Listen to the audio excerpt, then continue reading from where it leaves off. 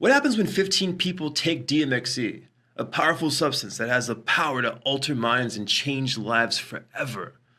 Let's find out. This is an episode of Deep Trippin', where we look at intense psychedelic experiences and break them down.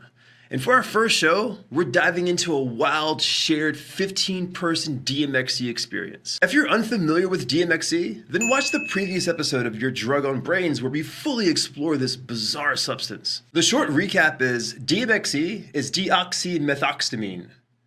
It's a dissociative, which is the same drug class as ketamine, and it's a subclass of the MXE family. DMXE produces an experience that is ineffable, which means it's impossible to explain. It does this by interrupting the vestibular and visual areas of the brain, and it creates an experience that's unforgettably mind-rearranging. A trip that is unfamiliar, yet familiar at the same time. Now imagine 15 people simultaneously having this reality-bending trip. Undoubtedly the largest shared DMXE experience ever conducted. Did this group DMXE trip change their lives? Was it the trip of their lifetime? Well, you're about to find out because I have some data from this experience that has never been shared with anyone ever until now. But first, I need to set the stage for how this 15-person DMXE trip even happened. All of this occurred shortly after a rave that was being held inside of a cave in the Netherlands. So these people weren't just on DMXE, they were on a lot of stuff. Substances consumed by this group were 5-MAPB, 6-APB, and MDMA, which are in the phenethylamine class of drugs.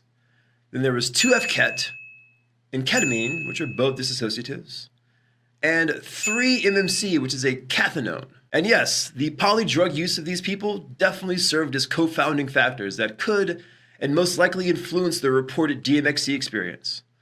Mix any drug and you'll have a different and stranger experience. That's why things like candy flipping, combining LSD with MDMA is a thing. If 15 people had a group DMXE trip inside of a lab, the only drug they would be on would be DMXE since that's the targeted drug that's of interest. They would also be instructed not to drink coffee since caffeine can also interact with the effects of DMXE. But this didn't happen in a lab, nor did it happen for any academic institution. It occurred when all these people came back from a day rave and sat in a giant circle inside a well-constructed trip room filled with colorful, comfortable seating, plush pillows, and sensory toys to squeeze. Also, I don't advise or endorse taking a substance that's so scientifically understudied. It goes without saying, but don't try this at home. Every one of these 15 people had their entire body on beanbags, and everyone's arms and legs were interconnected together like a lazy human pretzel. The purpose of this sitting position was to explore a concept called closed vestibular sensation, which is a way to fully take advantage of DMXE's interesting modulation of body spatial perception. If you want to know more about this topic, then check out the previous DMXE video released just before this. Blindfolds were handed out, and everyone was instructed to be silent. A specially crafted DMXE playlist that took months to construct was played on surround sound speakers. Each person took 50 mg of DMXE through insufflation, which is a fancy scientific word for snorting. The effects of DMXE hits in just over 5 minutes, so the insufflation was done in rapid succession. Within 10 minutes, everyone was under the drug's effect. And this is where it gets interesting. There was one notable adverse reaction with a single person in the group. Within minutes of taking DMXE, they tried to run to the bathroom, but their balance wasn't the best. So they plopped down on the ground and vomited on the floor. But aside from that small incident, everyone else seemed somewhat calm within their trip. There was a little turning around and repositioning of bodies. Some people were slightly vocal and whispered their own personal dialogues out loud. After the trip was over, each person was given a brief assessment to see how their experience went. Out of the 15 people that participated in the shared DMXE trip, only 10 filled out the assessment. So really, we're just gonna focus on those 10 people. The gender makeup was perfectly equal.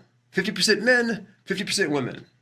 Out of these 10 people, 50% were trying DMXE for the first time, and 50% already had it. Another balanced ratio.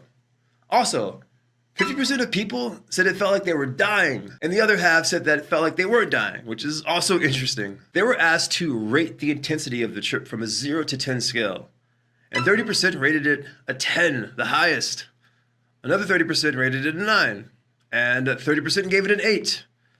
Only one person rated the intensity as a 7, which is still pretty high. Next, they detailed DMXE's effect on the vestibular system, and all 10 people stated, "My body felt like it was falling or being pulled." 80% of people said it felt like their body was moving, but they couldn't determine the direction. Imagine your body moving and not knowing whether you're going up or down. Super interesting. 60% of people claimed it felt like their body was spinning, and only one person felt like their body wasn't moving at all. Next, we looked at how the DMXE playlist was affecting their experience. 80% of people said music immensely affected their DMXE experience. Only 20% said music slightly affected their DMXE experience. But the point is, 100% of people said DMXE affected their trip. Next, there's the concept of the afterglow. Essentially, this is a phenomenon that happens with some drugs that, days after taking it, there's an omnipresent sense of peace, relaxation, and positivity. Did this afterglow happen with DMXE? 50% of people said they felt slightly better 1 to 2 days after.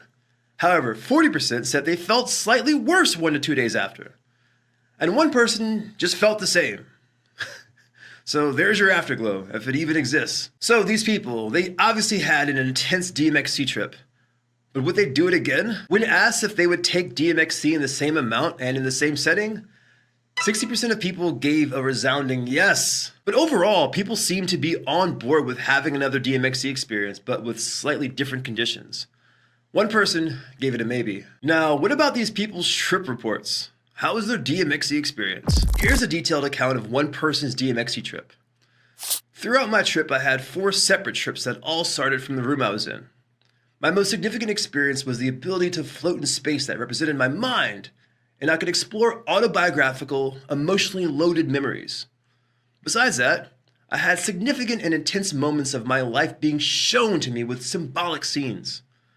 I also had the ability and strength to view things from other perspectives, something I never had access to. Some other experiences included ego dissolution, change of visual perception, panoramic views, loss of sense of time and space, and intense color sound perception. Absolutely magnificent. Another person that had an intense but enjoyable trip said, "So much. Overall, it was an intense trip, which included ego dissolution, complete surrender, and generally an out-of-body through and through experience. I found very interesting that when I retrieved my many autobiographical memories, they didn't feel as mine, and people even close to me seemed like strangers. I felt a strong spiritual and physical connection with everybody in the room, complete surrender and warmth. Additionally, I had some intense visuals, which were patterns and shapes, and auditory trips, which were people talking. Only adverse effect was some nausea. One person questioned whether they were experiencing heaven within the trip. This was the first time I've ever experienced disassociation between my body and mind. The other substances I've done are psilocybin, LSD, MDMA, and 3-MMC. It felt as if my mind was traveling through weird, repetitive, and warped environments which did not make any sense. I remember for a brief time, some of them seemed like architectural formations such as buildings and palaces. I had no control over my body, and at times I felt as if I didn't have a body, and as though I was morphed into all other existences, or a part of everyone else in the room. It was a beautiful and warming experience. At a stage, I remember saying, "Is this heaven?" And I felt as if the universe was giving me a big hug and showing me parts of it that only a few people are lucky enough to see. That was good, but this one may be my favorite. It's an experience I'm still struggling to explain almost a week later. It truly was the most insane psychedelic experience I've ever had. The music really guided and shaped the trip, and I would be so curious to know how the feelings and visuals throughout the trip would differ with different music. I also really liked the connectiveness of having this experience as a group, and felt like even if I had wanted to, I wouldn't have been able to disconnect from everyone else there. Like, we were all in this trip together. It was a total sense of disassociation, confusion, and just a complete release of control. It was, to a degree, quite scary at times, and I did wonder whether I was in fact dying. I remember questioning what state I ordinarily exist in and what state I would be returning to. Almost like I couldn't remember my human body. Following this, I started to wonder whether my entire human experience was just a dream, a trip, a simulation. and whether this was the end of that, and I was now going back to a different state of existence, more like an energy than anything else. Both scary and really beautiful. Visually, I'm still struggling to put the experience into words, but utterly immersive. Physically, the only way I could think to describe the feeling immediately after the trip was like kinetic sand, fluid yet connected, but also felt like I may have completely disintegrated and then reformed. I felt like I physically fell and tumbled into the trip and felt quite disoriented and dizzy for a good while afterwards. Struggling to control my limbs and body, everything felt heavy. This is what happens when 15 people take DMXE. Also, this is an activity that I'm not endorsing. This group experience happened, and I'm just conveying some qualitative and quantitative data from these trips. Just to be clear, this was not done under the leadership or supervision of any university. This was done just because people wanted to do it. If you want to check out the full extent of all the data collected during this 15-person DMXE trip, then subscribe on Patreon for these tasty exclusives. And there's one more trip report before we end this episode of Deep Tripping that I want to share with you guys. This one stuck with me for a while. I felt like I experienced something that has been happening throughout the years, like we were meant to take this drug and do the same actions over and over again. It was like an important mission that had to be done. I felt like I was part of something bigger, like everyone was merged into one. I felt a lot of movement, like pieces and shapes were just falling into place, like they were supposed to be. Wow, I love that. Thanks for watching this episode of Deep Tripping on Your Drug on Brains.